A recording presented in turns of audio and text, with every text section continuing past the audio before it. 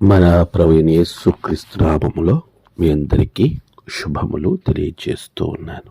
ప్రియులారా, దేవుడి మహాకృపలో లెంట్లోని 12వ రోజు ప్రభుని ఆరాధించుటకు, ఆయన వాక్యము ద్వారా బలము పొందుటకు దేవుడు ఇచ్చిన అవకాశాన్ని బట్టి ఆయనకు కృతజ్ఞతాస్తుతులు చెల్లిస్తూ ఉన్నాను. ఈ దినము కొరకు ఏర్పాటు చేయబడిన దైవలేఖన భాగములు రాజులు మొదటి గ్రంథం 11వ అధ్యాయం 35-36, మత్తయి సువార్త 22వ అధ్యాయం 41 నుండి 46 వరకు, కీర్తన 110. మనకి ఇవ్వబడిన అంశము దైవసుతుడు, సన్ ఆఫ్ గాడ్. త్రియేక దేవుని నామములో శుభాలు.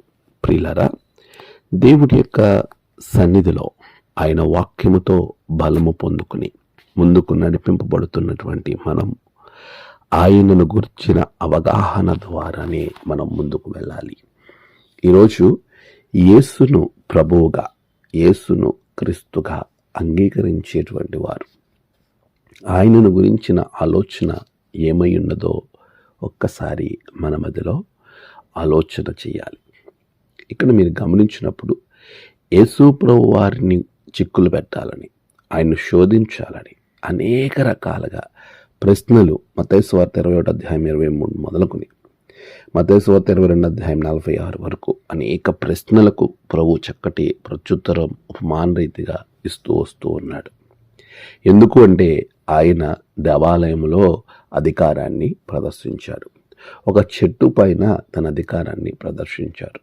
అందును బట్టి ఆయనకు వచ్చేటువంటి అమితమైనటువంటి ఫాలోయింగ్ని చూసి ఆయన్ని ఏ విధంగానైనా చిక్కులు పెట్టాలని ఆలోచన చేసిన సద్దూకైలు, పరిసయ్యుల గుంపు, అంతేకాదు ధర్మశాస్త్రోపదేశకుల గుంపు, వీరందరూ కూడా యేసును చిక్కులు పెట్టాలని చూచారు.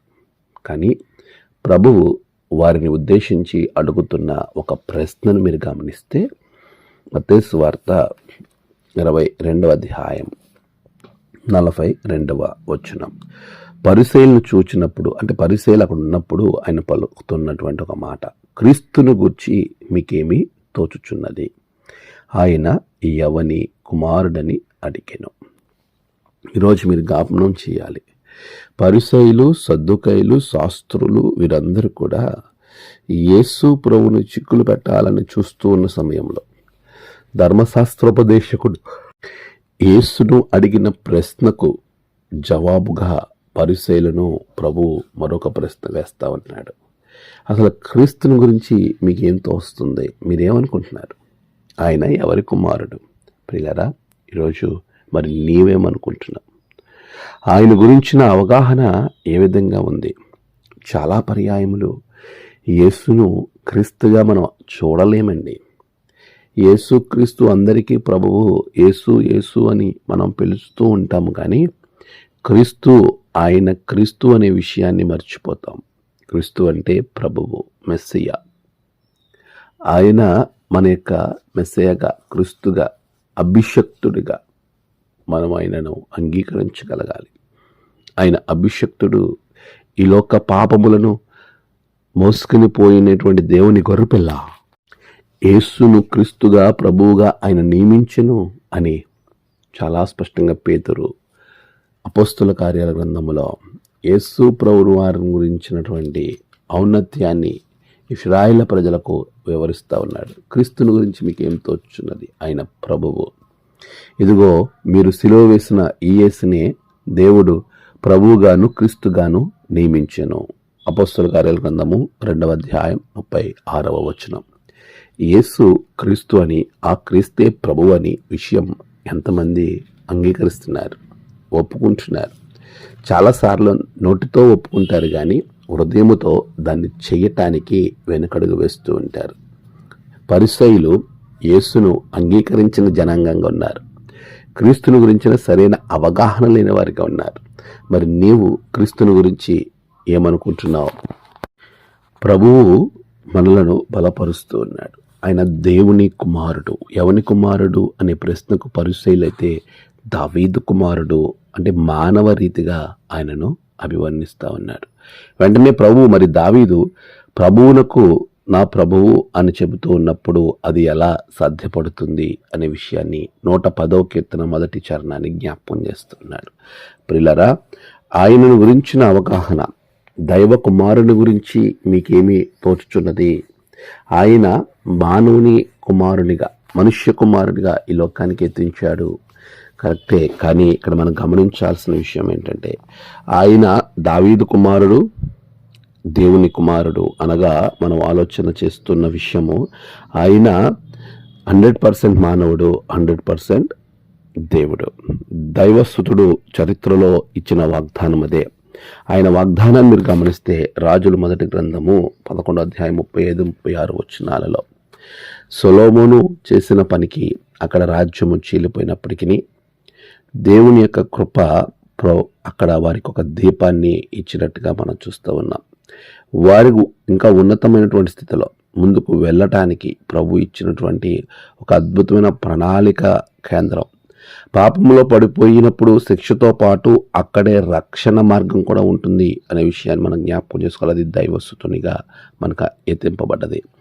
దావీదు కుమారుడు సొలొమోను అయితే, సొలొమోను చేసినటువంటి పాపం వలన రాజ్యము స్తంభించిపోయింది, చీలిపోయింది. అయితే యేసుక్రీస్తు దావీదు కుమారుడిగా ఒక దీపముగా రాజుల మొదటి గ్రంథం 11వ అధ్యాయం 35-36 వచనాల్లో ఆయన ఒక దీపము అని అంటూ ఉన్నాడు. అంటే ఆశ, ఆ ఆశే యేసుక్రీస్తు మెస్సయ్య అనే విషయాన్ని మనము జ్ఞాపకం పెట్టుకోవాలి.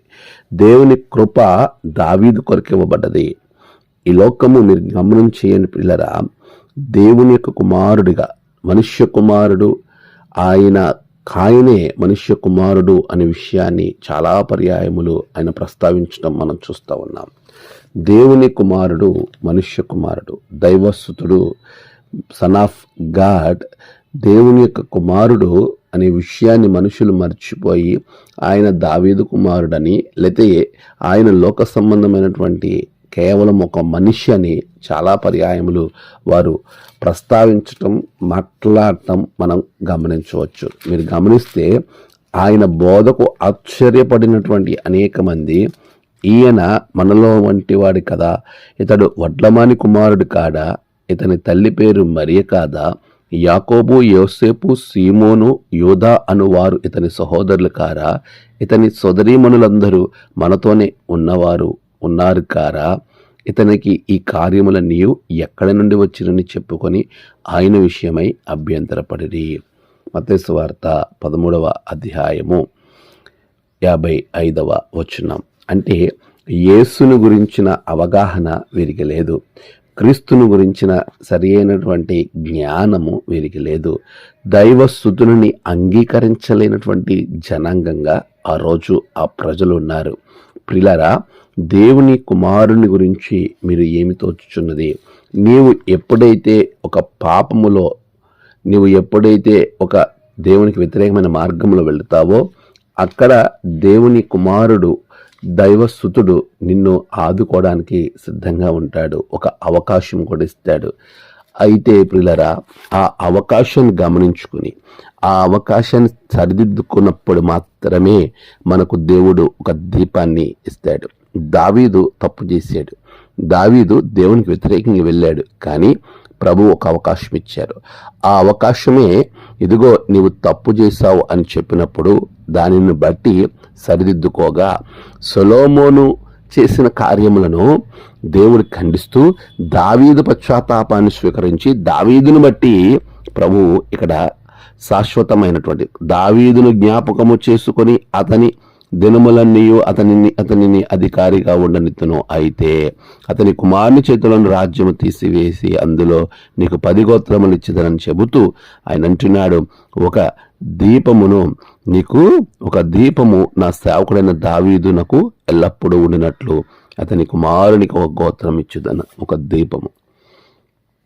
ఆ దీపమే యేసుక్రీస్తు. అది రాబోయే తరానికి ఒక కృపను చూపిస్తున్న ఒక ఆశ. ప్రియులారా, దేవుని కుమారునిగా యేసు స్వామి మనకు ఇచ్చినటువంటి అద్భుతమైన అవకాశం ఈరోజు. నీవు దేవునికి వ్యతిరేకంగా వెళితే, నువ్వు దేవుని మాట కాదని ప్రభువుని శోధించాలని ప్రభువుని చిక్కులు పెట్టాలని లేదా ప్రభువుని సిలువ వేసేటువంటి క్రమంలో నీ జీవితం ఉంటే దాని నుండి బయటకు రావడానికి ప్రభు నిన్ను ఒక ప్రశ్న అడుగుతున్నాడు. క్రీస్తుని గురించి మీకేం తోచుంది అంటే నా గురించి మీరేమనుకుంటున్నారు? ఆయన దేవుని కుమారుడు అనుకుంటున్నారా, లేదా కేవలము నేను మీలాంటి వాడినని మీరు అనుకుంటున్నారా?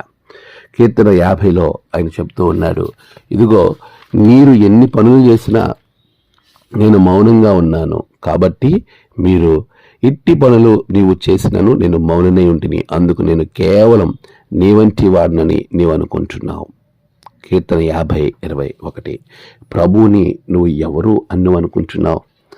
ఆయన కొన్నటువంటి పరిస్థితి ఏంటి అని నువ్వు అనుకుంటున్నావు? ఆయన సన్ ఆఫ్ గాడ్, మనుష్య కుమారుడు. కానీ మనుష్య కుమారుడు యొక్క ఆలోచన ఎలా ఉంటుంది? లూకాసు వార్త 19:10 నశించిన దాన్ని వెదకి రక్షించుటకు మనుష్య కుమారుడు వచ్చెను. మొదటిగా దైవ సుతుడు మనుష్య కుమారుడు నశించిన దాన్ని వెదకి రక్షించడానికి వచ్చాడు అనే విషయాన్ని మీరు జ్ఞాపకం పెట్టుకోవాలి. ఎందుకు అనంటే మత్తయి సువార్త 12:8 మనుష్య కుమారుడు విశ్రాంతి దినమునకు ప్రభువు.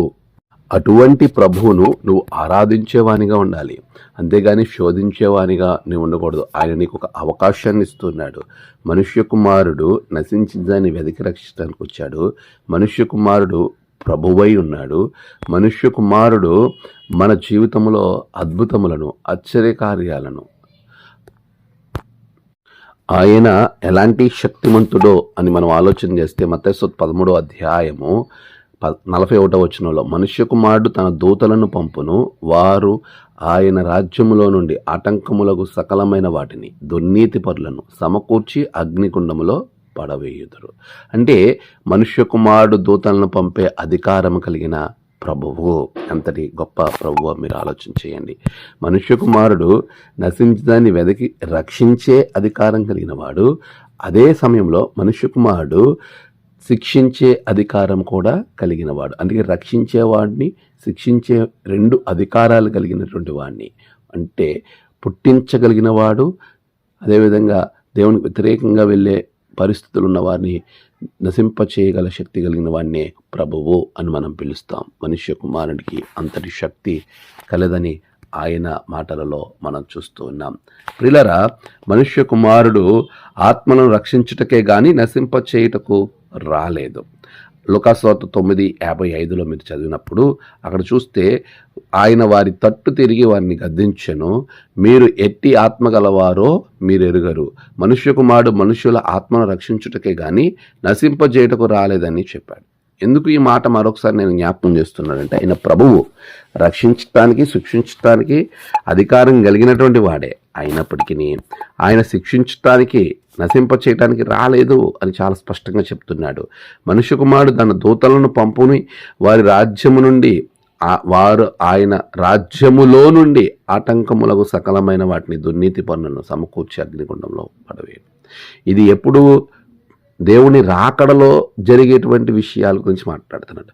ప్రస్తుతము ప్రభు నశింప చేయటానికి ఆయన కృపనే ఇస్తాడు తప్ప ఆయన నశింప చేయటానికి రాలేదు అనే విషయాన్ని చాలా స్పష్టంగా ప్రభు జ్ఞాపకం చేస్తున్నాడు. అటువంటి శక్తిమంతుడు మనుష్య కుమారుడు. అలాంటి మనుష్య కుమారుడు తీర్పు తీర్చుటకు అధికారం అనుగ్రహింపబడినప్పటికీ యోహాను సువార్త 5:27 అంటున్నాడు, ఆయన మనుష్య కుమారుడు గనుక తీర్పు తీర్చుటకు తండ్రి అధికారం అనుగ్రహించను, అయినప్పటికీ ఆయన దీర్ఘశాంతముని ఎడల కనబరుస్తూ ఉన్నాడు. ప్రియులారా, మనుష్య కుమారుడు ఆయన గొప్ప కార్యములు ఎంత గొప్పవి అనంటే ఆయన మనలను రక్షించటానికి పైకెత్తబడ్డాడు అనే విషయాన్ని మీకు నేను జ్ఞాపకం చేస్తూ ఉన్నాను.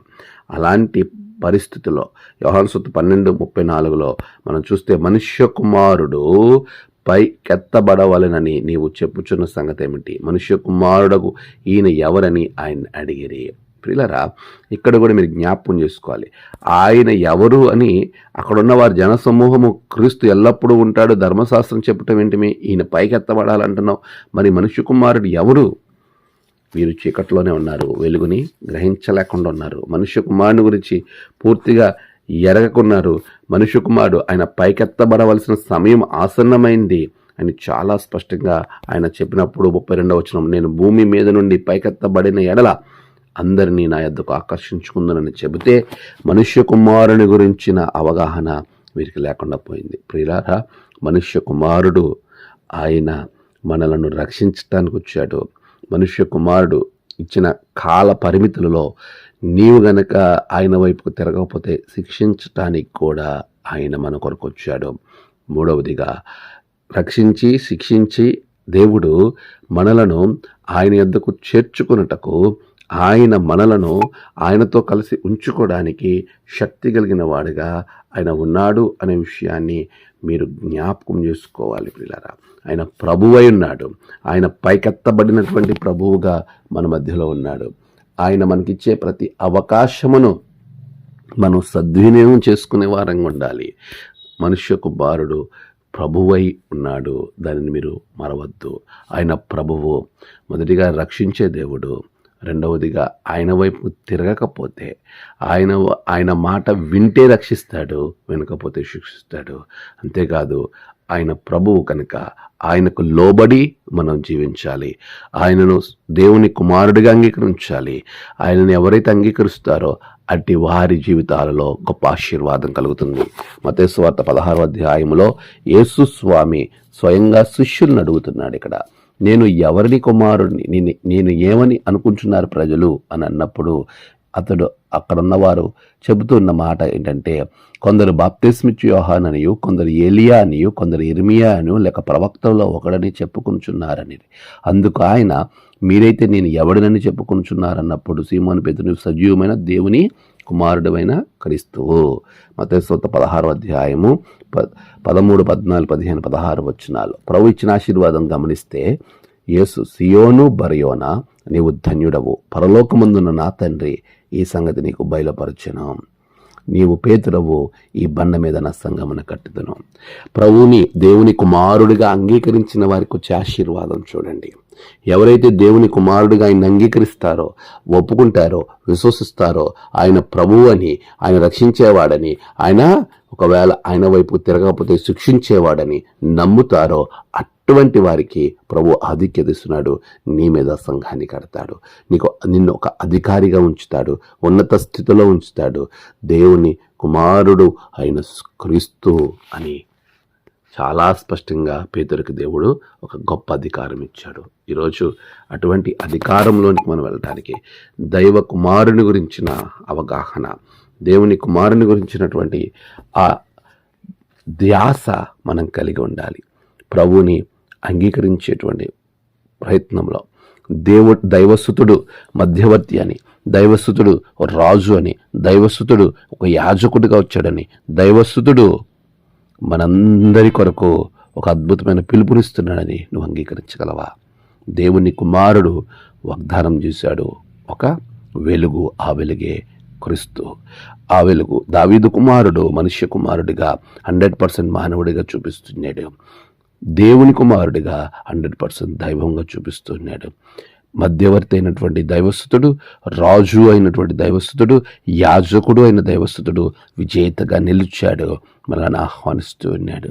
ప్రియులారా, ఆయన పిలుపునందుకుని నీవు ఆయన్ని ఒక ప్రభువుగా, ఆయన రక్షించేవానిగా, ప్రభు అయిన దేవుణ్ణి అంగీకరించి నీ జీవితాన్ని రక్షించుకుంటావో, ఆయనను సరిగా గుర్తించక శిక్షలోకి వెళతావో నీ చేతుల్లోనే ఉంది. ప్రభుని అంగీకరించు, ప్రభు కొరకు జీవించు. మేరీ స్లెస్సర్ స్కాట్లాండ్ పేద కుటుంబంలో ఆమె జీవించింది. 1848లో ఆమె తమ జీవితాన్ని డేవిడ్ లివింగ్స్టన్ పరిచర్యను బట్టి ఇన్స్పైర్ అయ్యి ఆమె ఆఫ్రికా పరిస్థితుల్లో అక్కడ ఉన్నటువంటి నైజీరియాకు వెళ్ళి వారికి దేవుని యొక్క వాక్యాన్ని అందించింది, దేవుని మాటను అందించింది. క్రీస్తుగా ప్రభువుగా అక్కడున్న ప్రజలు ఎంతోమంది అంగీకరించి దేవుళ్ళలోకి వచ్చారు. ఈ రోజున అంగీకరించిన వారికి ఇప్పుడు చూడండి, చాలామంది యేసును క్రీస్తుగా ప్రభువుగా అంగీకరించరు. అలా అంగీకరించని వారి జీవితాలు దేవునికి దూరం అవుతాయి, కానీ అంగీకరించిన వారి జీవితాలు ఆశీర్వదింపడతాయి. దైవస్తుతుడు నీ కొరకు తన ప్రాణమును పెట్టాడు. దైవస్తుతుడు నీ కొరకు ఎదురు చూస్తున్నాడు. అటువంటి దైవస్తుతుని గురించి నీకేం తోచుచున్నది? ఆలోచించు, అంగీకరించు, అనుసరించు. ఆమేన్. ప్రార్థన. పరిశుద్ధుడా, ప్రేమగల తండ్రి, గడిచిన కాలం మీరు తోడుగా ఉన్నారు. బిడ్డలను దీవించండి, అయినా ఆశీర్వదించండి. మీరే మహిమ పొంది నిన్ను గురించి ఏమి తోచుచున్నది నిజమే దైవస్తునిగా అంగీకరించి ఆలోచించి అనుసరించే వారంగా మమ్మల్ని ఉంచుమని యేసు నామమున ప్రార్థించి వేడుకుంటున్నాం తండ్రి. ఆమేన్. తండ్రి, కుమార, పరిశుద్ధాత్మ త్రియేక దేవుని ఆశీర్వాదం మీకు తోడుగా ఉండి నడిపించునుగాక. ఆమేన్.